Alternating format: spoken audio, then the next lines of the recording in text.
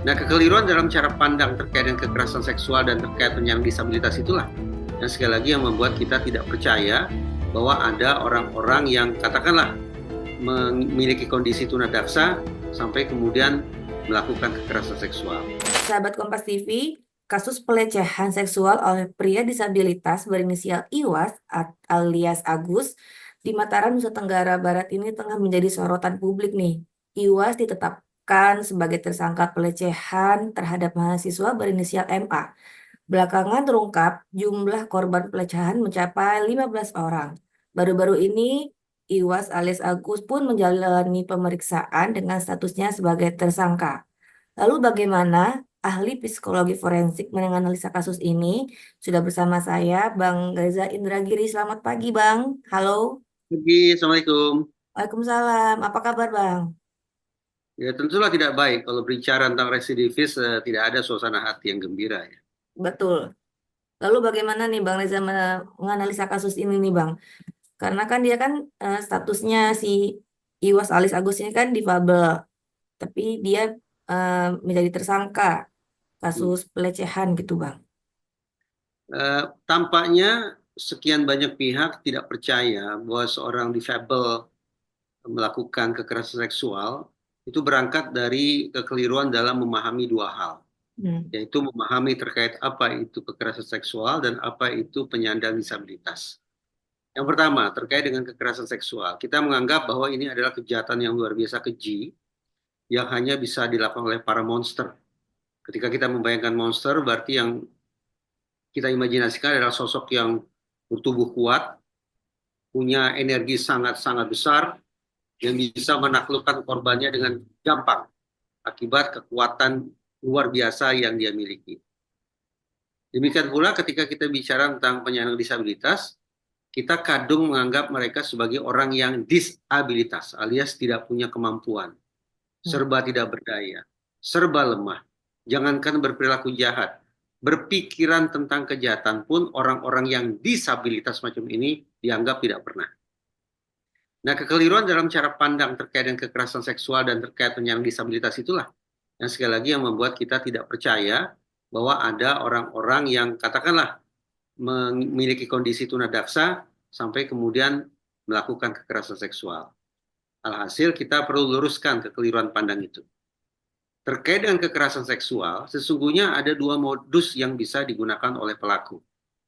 Pertama adalah modus kekerasan, baik itu kekerasan yang sifatnya fisik maupun kekerasan yang sifatnya psikis. Tapi ada modus kedua yang juga acap digunakan oleh pelaku. Bahkan studi menunjukkan justru modus kedua inilah yang lebih sering digunakan daripada modus yang pertama. Modus yang kedua yang justru paling sering digunakan oleh pelaku kekerasan seksual diistilahkan sebagai grooming behavior.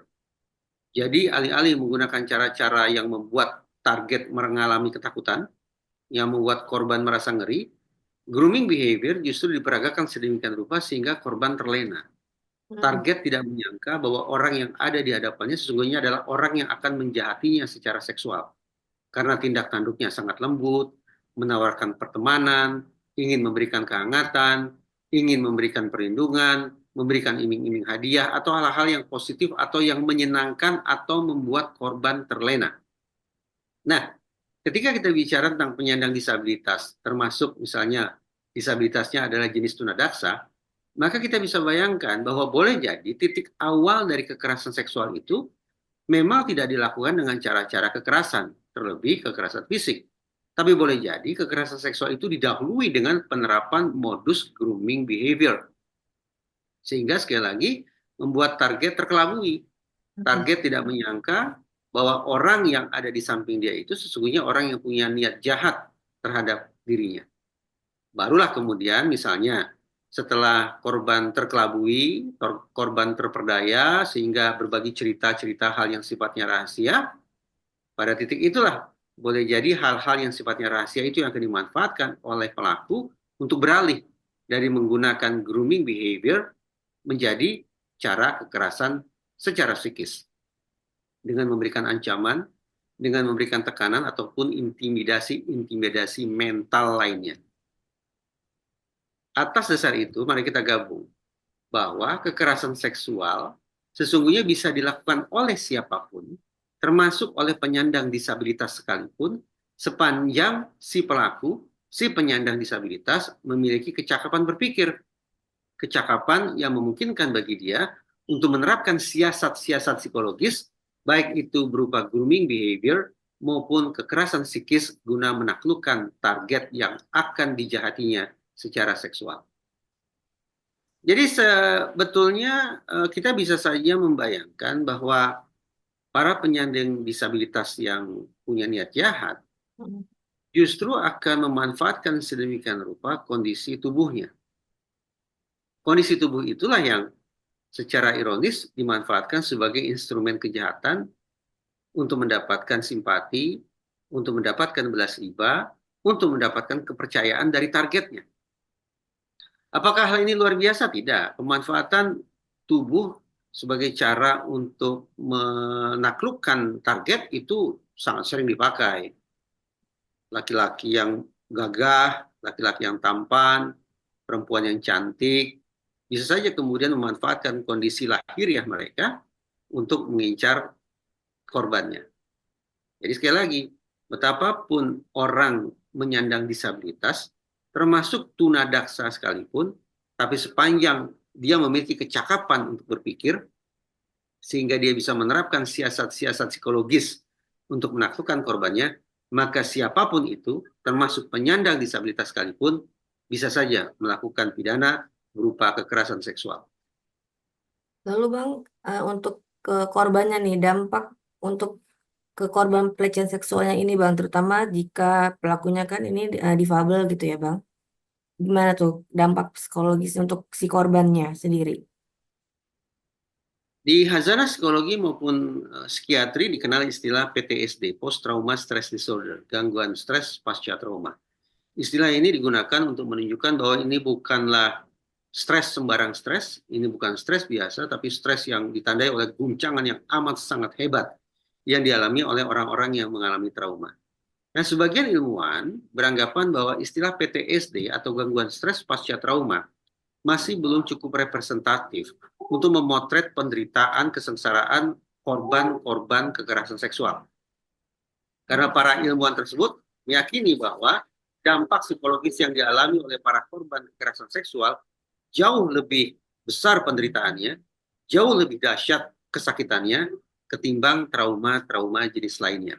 Karena itulah, alih-alih menggunakan istilah post-trauma stress disorder, sebagian ilmuwan itu memilih untuk menggunakan istilah RTS, Rape Trauma Syndrome, sindroma trauma akibat kekerasan seksual, terutama ruda paksa.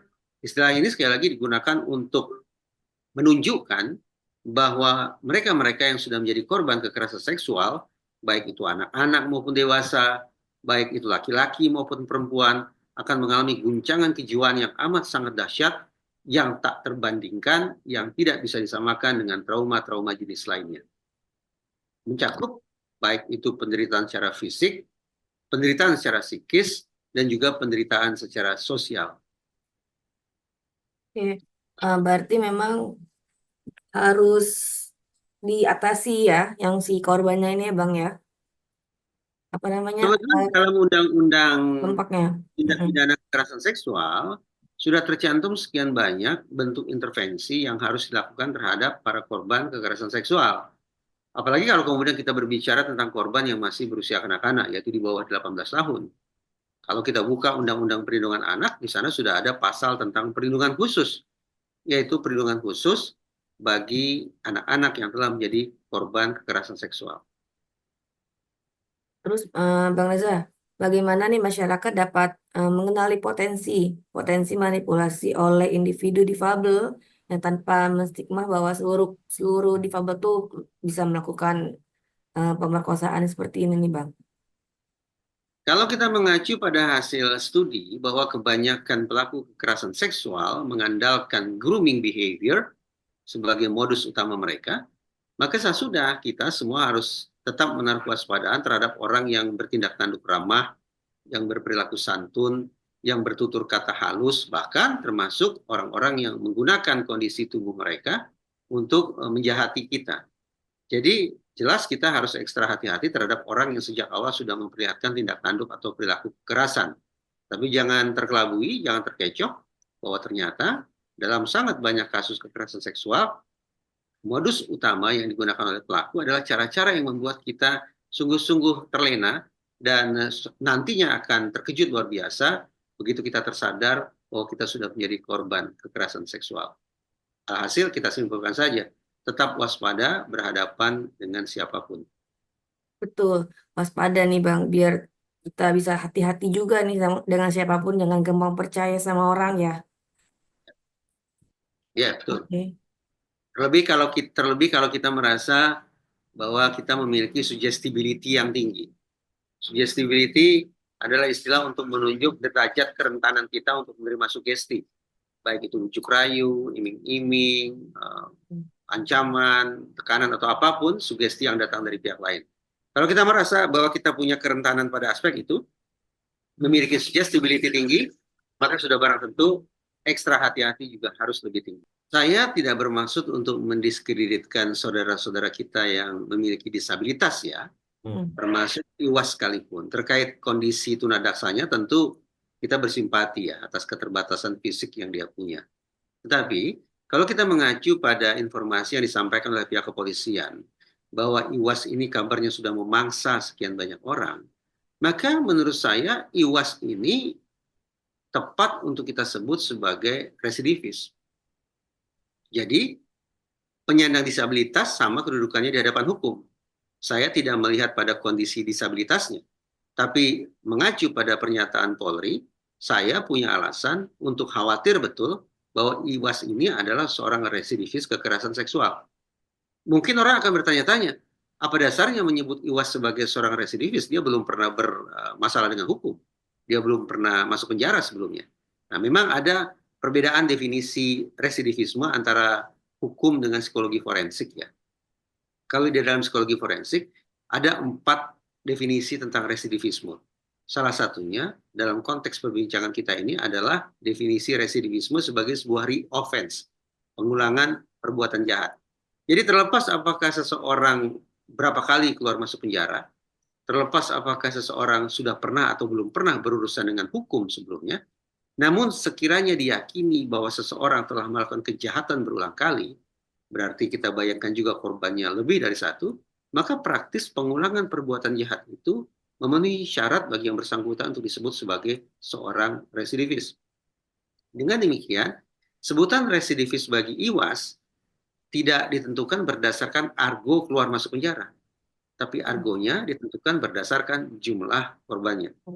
Bahwa ada konon belasan orang yang sudah menjadi korban kekerasan seksual, tentu kita tidak lagi bisa memandang IWAS sebagai pelaku kejahatan kemarin sore, pelaku kekerasan seksual amatiran, tidak.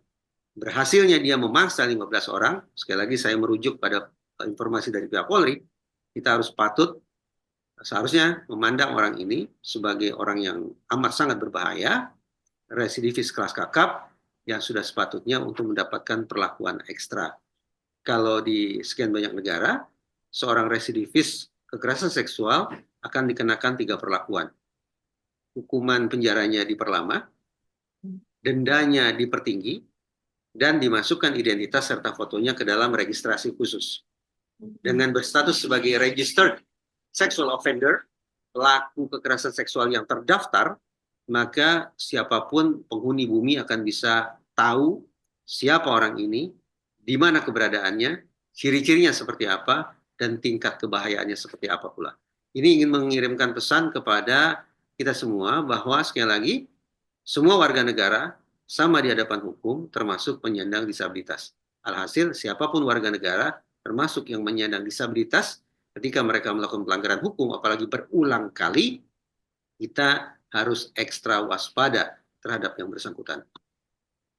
Supaya tidak banyak lagi korban yang kena ya Bang ya. Dia harus Manfaatnya adalah mudah-mudahan para calon korban akan terlindungi dan juga pelaku akan mengalami efek gentar, tidak mengulangi perbuatannya, dan masyarakat juga tidak akan meniru perbuatan jahat si pelaku. Tuh, oke. Setuju sih, aku juga kayak oke, memang seharusnya harus sama ya eh, Ya, hukumannya nih, gitu. sama di hadapan hukum. Oke Bang Reza, ini terima kasih banget nih analisanya Bang Reza nih, lengkap banget pokoknya.